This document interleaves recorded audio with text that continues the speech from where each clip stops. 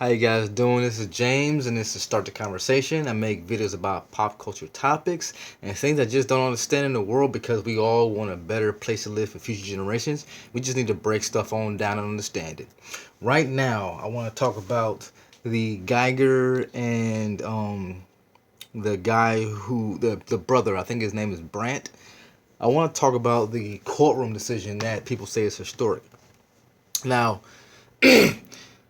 seen on Facebook numerous people getting mad about how the brother of the slain victim said that he wishes for the best for the woman going to jail, and he hopes that she finds God.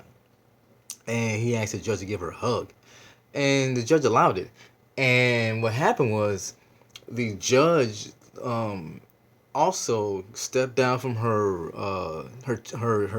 came out of her chambers and gave her a Bible, and she read some passages out of the Bible. And people were getting all mad, saying why he hugging her, and black people.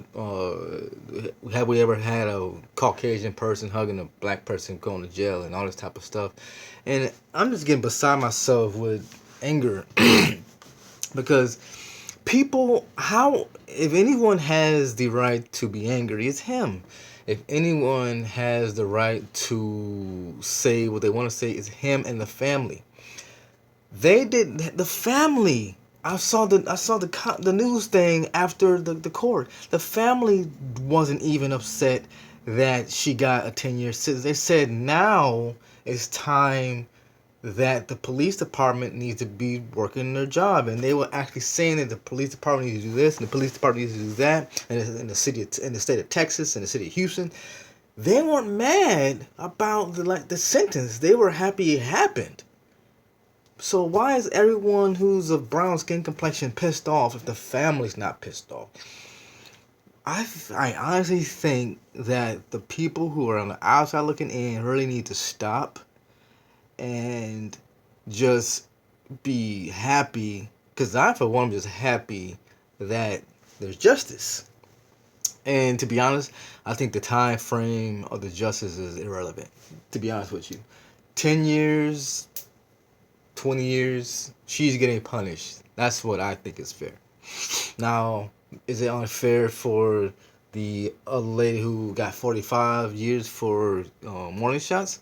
I think it depends on the state.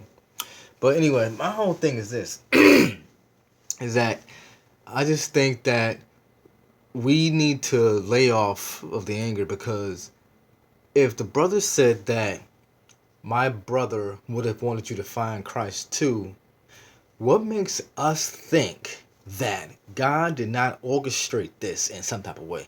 I'm not saying God was in the gun, but what I'm saying is that the guy who got killed can now be a guardian angel for the lady who's in prison.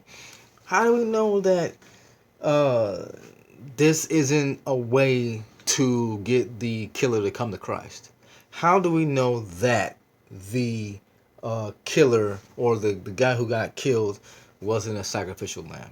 How do we know? Because and the reason why I say this is this, because I had a discussion with a housemate of mine yesterday, because we talked about religion for a little bit. Jesus died on the cross. The Roman soldiers were taking orders from Pontius Pilate. Okay, the Roman soldiers were doing their job. I'm not saying Jesus should have never died, because that's what he came to do. Jesus came to die.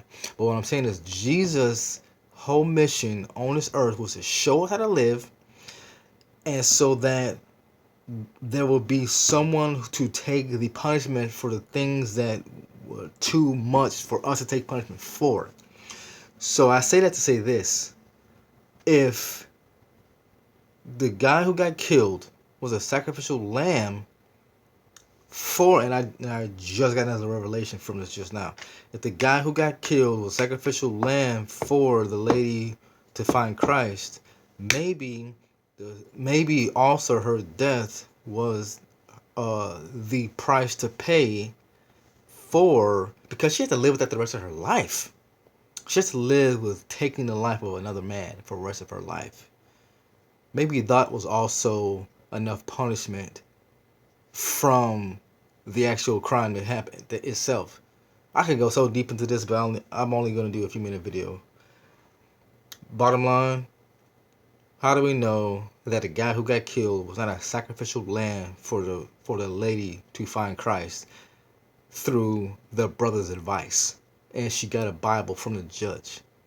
I think we, as outsiders looking into a situation like that, to take a step back and ask ourselves what we would do in a situation like that. Because I personally think that if the brother's saying, my brother would have wanted this for you too, he would want the best for you, that's fine.